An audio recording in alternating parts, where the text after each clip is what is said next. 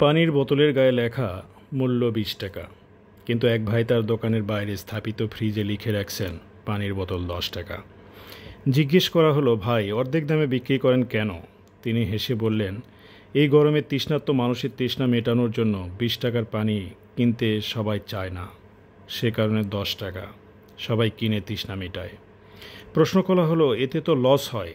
তিনি বললেন, সামান্য লাভ হয়, খুবই সামান্য। রাত 12টার পর আম্মার অসুস্থতা বেড়ে গেল। ওষুধ শেষ, দরকার এমার্জেন্সি মেডিসিন। বের হয়ে রিক্সা থামালাম, বললাম, মামা বাজারে চলেন, আপ ডাউন।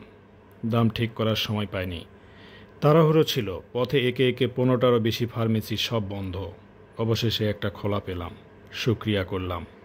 ভদ্রলোক বললেন, সারাদিন খোলা রাখি ব্যবসার জন্য, আর মাঝরাতে খোলা রাখি বিপদে পড়া মানুষের উপকারের লাইগা। ওষুধ নিয়ে ফেরার পথে রিকশাওয়ালা চাইলেই মাঝরাতের ভাড়া একটু বেশি নিতে পারতেন, কিন্তু তিনি নিলেন না।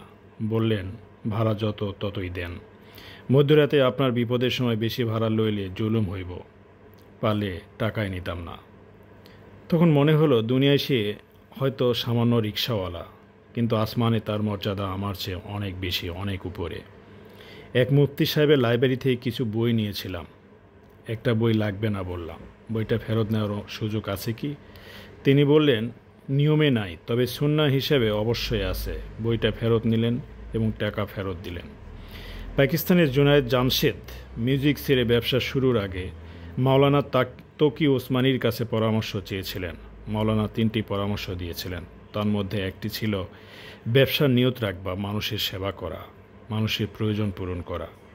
ওই পানি বিক্রেতা মানুষকে পানি পান করানোর নেকি পাবে, ওষুধ বিক্রেতা রাত জেগে মানুষের জীবন বাঁচানোর সোয়াব পাবে, রিকশাওয়ালা বিপদগ্রস্ত মানুষকে সাহায্য করার সুযোগ পাবে, পুরস্কার পাবে। মানুষের সেবা করতে বড় কোনো চ্যারিটি বা সংগঠনে যুক্ত হতে হয় না। দান খয়রাতের বাইরেও সেবা করা যায়, ধোয়া পাওয়া যায়।